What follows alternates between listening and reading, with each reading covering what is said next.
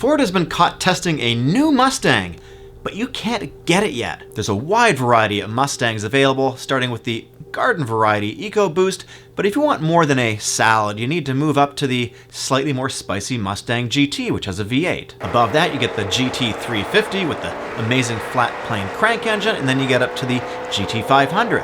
So where does this mystery Mustang fit into this whole assortment of various pony cars? Well, this is the return of the Mach 1 Mustang, and it is perhaps the most iconic Mustang ever. Hi, my name is Eric, and I make videos on future cars and trucks. If that's interesting to you, hey, go ahead and consider subscribing. I've also got a Discord chat linked down below. There's 3 flavors of the current V8 Mustang. You got the base Mustang GT with 460 horsepower, 429 pounds-feet of torque. Of course, it's a 5-liter. It starts at about $36,000. Then there's the Bullitt Mustang with 480 horsepower. It's got the same torque, starts at about $48,000, but it has the Performance Pack 1, which includes suspension and a whole host of other sort of track-focused upgrades. Then there's the GT 350, which has 526 horsepower. It's got a unique 5.2-liter flat plane crank engine. I made a whole video on that over here.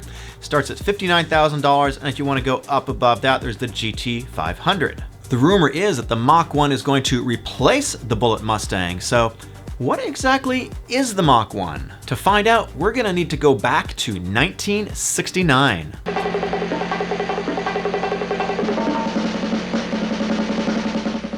Mach 1, special sports performance, sports roof Mustang.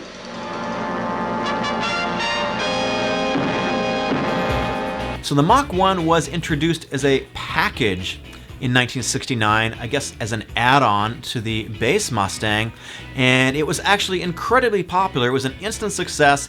The 1969 model sold about 72,000 copies. This package ran all the way until 1978, so I think it is one of the most iconic packages, trim levels, whatever you want to call it, available for the Mustang. The muscle car era was pretty much in full swing in the 60s, and Ford was definitely facing some competition from Dodge and Chevy. Ford knew they needed a counterpunch to the Chevy Camaro and the Dodge Charger and Challenger, so the Mach 1 was born. The base engine was a 5.8-liter, actually a 351 cubic inch engine. It was called the Windsor V8. It made about 260 horsepower and 355 pounds-feet of torque. Now, back in the 60s, horsepower was measured a little bit differently than it is today, so you can debate the numbers a little bit, but they are what they are. Now, today in a vehicle, you typically get 1, maybe 2 engine choices.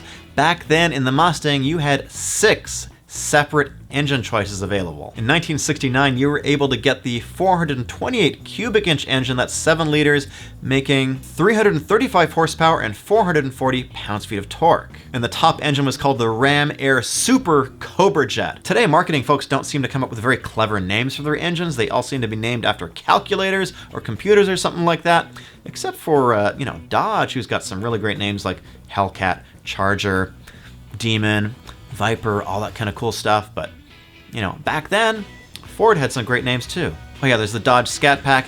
Sounds a bit nasty, but actually it's pretty great. Now, unlike the current trend where you have packages, trim levels, which basically include all the options, and you sort of go up and spend a lot more money as you go up, back then you were able to customize almost like Porsche today. You got 16 exterior colors, 3 interior colors, 5 transmissions, and 10 different differentials. That added up to hundreds of different combinations. You just can't get that today in American cars, at least. The second generation from 71 to 73 saw a pretty major redesign in terms of the styling of the vehicle. And you got even more engine options with a 4-barrel carburetor, 429 cubic inch engine, that's 7 liters, making 375 horsepower and a whopping 450 pounds-feet of torque. This was definitely way up there in the muscle car world. And this car definitely became a movie icon as well. Sean Connery, playing probably the best James Bond, drove it in Las Vegas, and Diamonds Are Forever. It had the Super Cobra Jet engine, 429 cubic inches of fury. This is a stunning 1972 example. However, things changed a whole lot in 1974. The oil embargo was in full swing, there was lines at the pump, and all of a sudden there was a demand for fuel economy, and big, beefy, very fuel inefficient cars kind of rapidly fell out of favor. So we're on to the next generation, the Mustang II generation, and the V8 actually took a break for a year. The first time the Mach 1 came back, it got a 2.6 liter V6, and it made a whopping 105 horsepower. Sales limped forward until 1978, and the Mustang II just kind of fizzled out.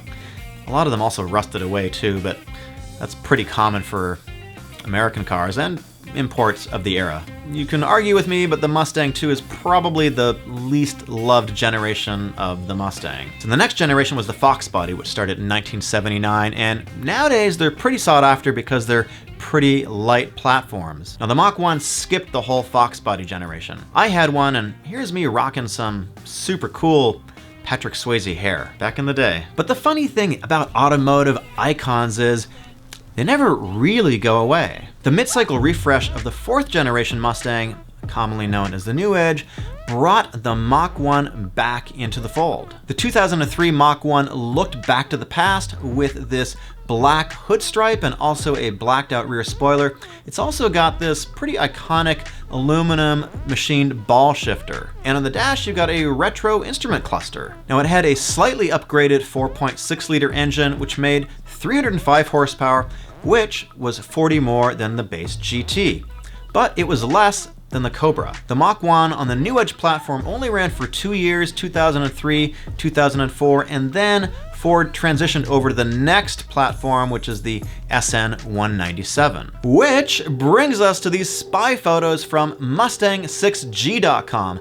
If you like the new Mustang, you should definitely go check them out. They've also got a ton of Bronco information too at Bronco6G.com. So we know that Mach 1 is an iconic name. It's associated with these performance vehicles from the past, and Ford was supposedly going to name the new electric SUV the Mach 1, but fans didn't like it so much, so we got the Mach-E, the Mustang Mach-E, which I still don't like that name at all. They should have called it something completely different.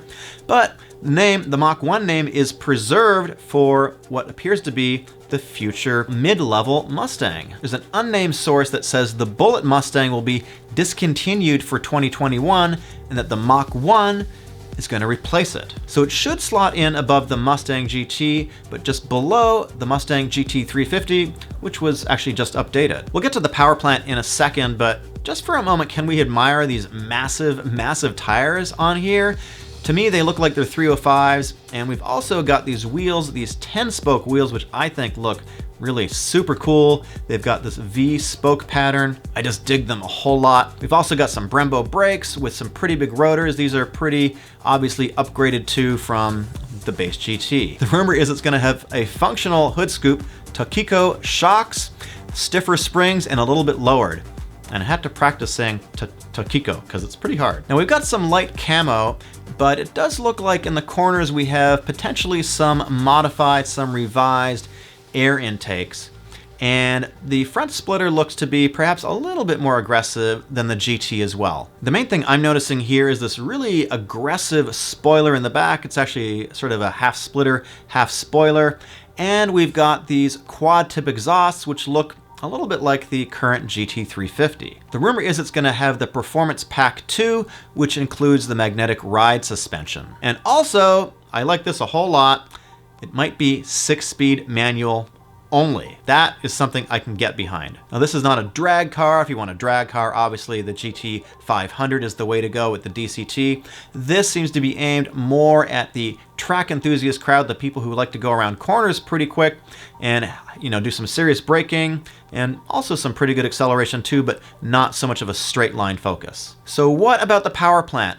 We know that the GT 350 makes 526 horsepower, 429 pounds-feet of torque. The base Mustang makes 460 horsepower. So this has to come in somewhere in between. Now the Bullitt currently makes 480. So my guess is this is going to come in at about 495, 500, somewhere around there, if all the Mustangs keep their current horsepower level. Pricing, I would expect it to be around the Bullitt, probably a couple dollars more. And I think we're gonna see a spring reveal, probably gonna be out as a 2021 model. Let me know your thoughts. Is this something that you would consider over the Performance Pack 2? I'd like to know. There's also 2 videos on screen right now. Pick one if you want more car and truck news. My name is Eric. I want to thank my Patreons. I'll see you in the next video.